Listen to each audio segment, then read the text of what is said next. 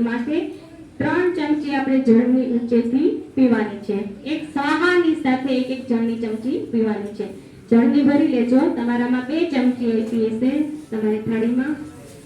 ઓમ અમૃતોપસ્તમસી સ્વાહા। બીજી ચમચી લઈ લેજો। ઓમ અમૃતોપસ્તમસી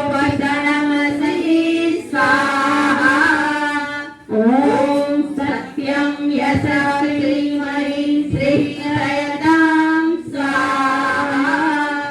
શિખાવંદનમ। શિખા છે ભારતીય ધર્મની ધજા છે। તેને મસ્તક રૂપે કિલ્લા ઉપર ફરકાવી પડે। સદવિચારોનું કેન્દ્ર હોય તો આપણે શિખા છે।